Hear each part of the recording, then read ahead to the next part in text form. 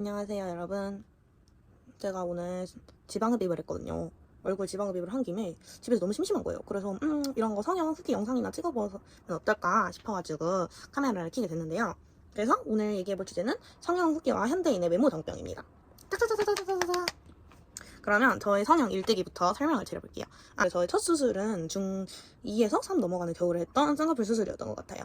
근데 이거를 왜 하게 됐었냐라고 말씀을 이제 드리자면, 저는 원래 쌍꺼풀 수술을 할 생각이 없었어요. 생각해보면 중학교 때는 되게 외모 정병이라는 게 없었던 것 같아요. 거의 약간 중학교 때는 되게 못생겼었거든요. 뭐 엄청 못생긴, 중학교 때는 뭔가 안 예뻤는데도 그냥 근자감? 뭐라 그런 게 약간 있었던 것 같아. 그래가지고 그냥 뭐 외모 정병이 없었어요, 그냥. 그래서 굳이 뭐 쌍꺼풀 수술 이런 걸 생각을 해본 적도 없었고, 뭐 굳이 해야겠다 이런 생각도 든 적이 한 번도 없었는데, 그래서 왜 쌍수술을 했냐 라고 물어보신다면, 친구가 쌍꺼풀 수술을 하러 간대요. 그래서 저도 같이 그냥 따라서 상담을 갔거든요. 엄마가 따라서 가서 상담을 갔어요. 그래서 갔는데 예약금을 넣어버렸어요. 그래서 그냥 뭐 엄청나게 하고 싶진 않았지만 그래도 뭐 한다니까 그냥 하게 된 거예요. 그게 저의 첫 수술이었고요. 근데 결과는 완전 대만족이었어요. 쌍꺼풀 수술했는데 완전 무쌍이었거든요. 속쌍도 아니었어요. 그냥 무쌍이었는데 쌍꺼풀이 아주 잘 된 거예요. 그래서 중학교 3학년 때는 좀 그래도 왁구베리가 괜찮아진 것 같아요. 네. 그래서 매우 만족을 하면서 이렇게 저의 첫 쌍수는 끝이 났습니다. 지금 생각해보면은 그때 가격이 기억이 안 나는데 그때 엄마가 시켜줬거든요. 첫 쌍수는 아마 한 200 정도 했던 것 같아요. 그리고 어떤 라인으로 했냐면 인아웃으로 했고 부분 절개로 했었던 것 같습니다. 네. 그리고 그때는 그냥 한 달 만에 되게 붓기가 싹 빠졌거든요. 붓기 싹 빠지고 약간 통통하긴 했지만, 근데 저의 재수술 때 눈물 겨우 스토리가 펼쳐지니까 좀 더 봐주시고요. 다음은 두 번째 수술입니다. 두 번째 수술은 20살 때 턱살집이에요. 그러면 고딩 때 성형 안 하신 건가요? 네, 고등학생 때는 성형 수술을 안 했어요. 이게 고등학교 때는 제가 되게 이쁜 줄 알았어요. 아니 개웃기죠. 아니 그러니까 뭔가 쌍수 하나 했다고 되게 예뻐진 줄 알고, 그때도 뭐 외모 정병이 심하진 않았던 것 같아. 뭔가 중학교 때는 그냥 약간 외모에 관심이 없는 느낌이었고, 고등학교 때는 외모에 관심이 되게 많고 막 꾸미는 것도 되게 좋아하고, 저 고등학교 때 사진 찍는 것도 막 엄청 좋아했거든요. 맨날 어디 가면은 나 찍어줘 막 맨날 이러고 존나 귀찮게 막 그랬는데, 그냥 고등학교 때는 그냥 지가 이쁜 줄 알았던 것 같아요. 아무튼 그래서 고등학교 때는 그래도 좀 봐줄만 했던 것 같아요. 그냥 귀엽고 괜찮았어요 고등학교 때. 근데 저희 이제 아픈 시절들이 이제 갑자기 이제 생각이 나네요. 저희 아픈 시절은 뭐였냐? 고등학교 때 저는 제가 대학교 가면은 여신이 될 줄 알았어요. 진짜 어이없죠. 저 그냥 내 아이디는 강남민이 있다는 거 너무 많이 봐가지고 대학교 들어가면 그냥 자동으로 예뻐지는 줄 알았다니까요. 자동으로 예뻐지겠어요. 그냥 다 노력으로 예뻐지는 거예요. 뭐 성형을 하든 달달을 하든 예뻐지는 건 노력이라고요. 아무튼 대학교 들어갔는데 제가 또 노는 걸 되게 좋아하거든요. 그래서 맨날 술 마시고 그냥 아주 그냥 미쳐버리겠는 거예요. 술 마시고 그냥 너무 재밌고, 밥도 겁나 막 밥약하느라 점심에 밥 먹어, 저녁 밥 먹어, 또 술 먹어, 술 먹고 학교 가서 또 밥 먹어. 그리고 겁나 많이 먹는 거예요. 그리고 또 저 술도 또 잘 마시거든요. 술도 그냥 먹어, 술도 그냥 먹고 살 겁나 쪄버린 거예요. 저 돌아버려. 그래가지고 20살 때 암흑기를 지나갔거든요. 진짜 개 뚱띠가 돼가지고 제가 그때 한 52kg까지 나갔을 거예요. 제 키가 159인가 그런데, 근데 진짜 이게 제가 안 그래도 얼굴살이 많은데 얼굴살이 너무 더럽게 득지득지 붙은 거예요. 너무너무 쩌전이 나가지고 그냥 안 되겠다. 이거는 어차피 내가 살을 잘 못 빼니까 턱살지입을 해야겠다 해가지고 턱살지입을 하게 됩니다. 제가 턱이 진짜 없었거든요. 막 여기 턱도 없고 막 뚱뚱해가지고. 그래서 그때 제가 인모드랑 막 뭐 여러 저것 받았을 거예요 아마 그때도. 근데 그래도 뭔가 확실하게 되는 느낌은 아니어서 그냥 이럴 바에는 지방 흡입을 하자 해가지고 바로 그날 외모 정병 온 날에 바로 그 강남 언니 켜가지고 바로 달려가가지고 지입을 했죠. 근데 지입을 했는데 효과가 되게 좋았어요. 저는 진짜 효과 많이 봤어요. 저는 턱살 지입은 추천입니다. 세 번째 수술인데요. 세 번째는 제가 모를게요. 저 사실 코도 한 여자예요.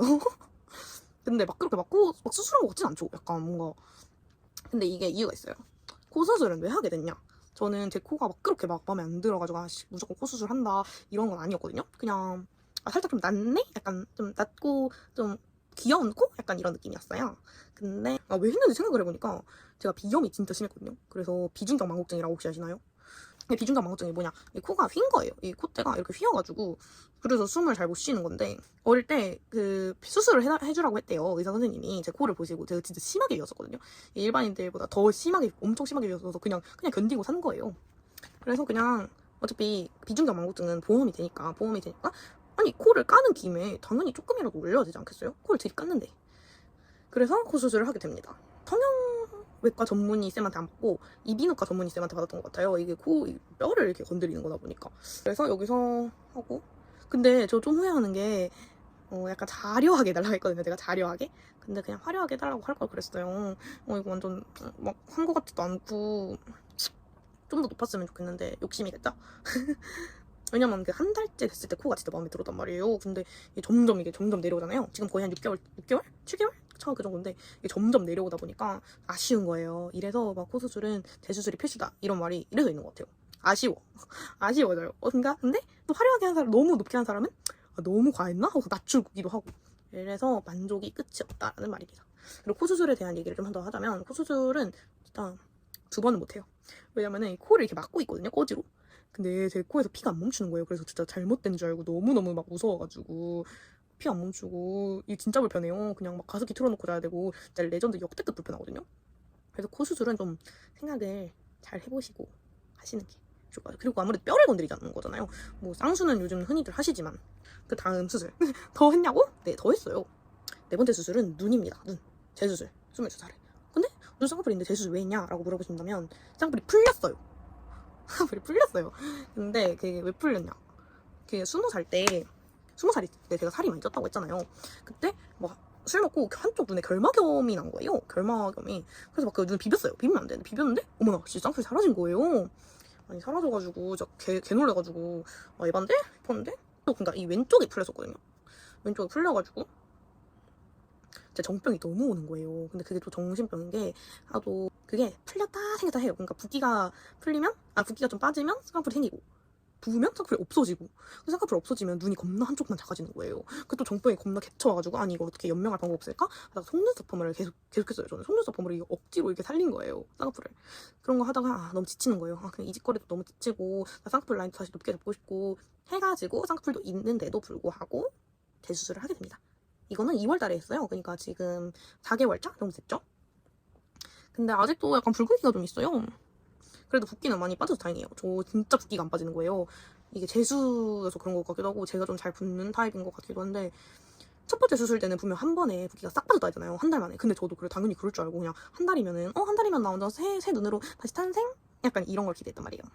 근데 개뿔.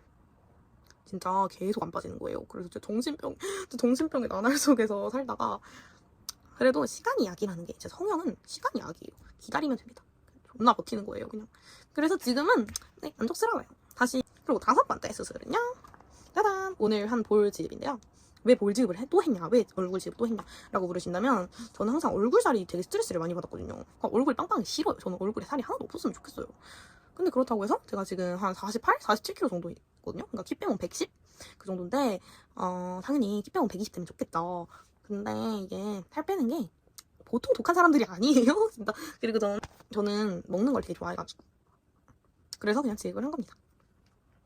그리고 6번째, 과연 전 양윤을 하게 될까요? 라는 질문인데요. 이게 끝이 없어요. 진짜 외모정병은 끝이 없고요.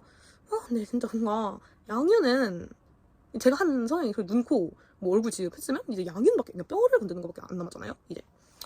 근데 이거는 진짜 좀 무섭기도 하고 돈도 돈이고요. 비싸기도 하고요. 그리고 회복 기간도 오래 걸리다 보니까 살짝 고민이 되는 부분이에요.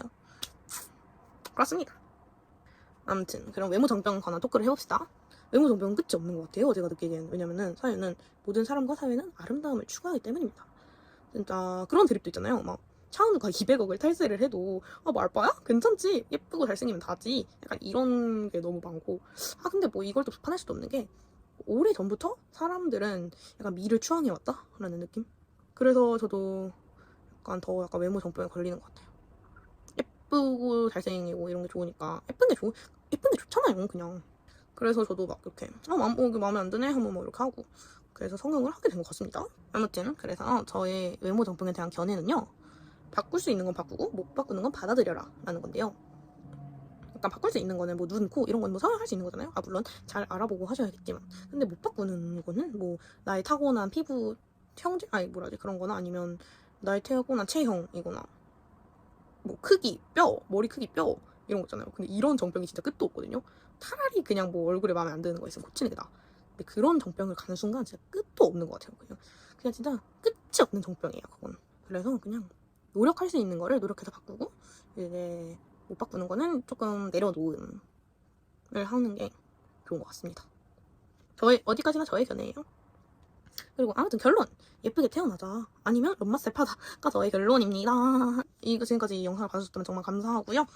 예쁘게 태어나면은 정말 이거는 예쁘게 태어나는 거는 엄청난 축복인 것 같긴 해요. 여러분들도 다들 아름다운 사람이시니까 자기 자신을 사랑해봅시다. 네, 화이팅! 바이바이!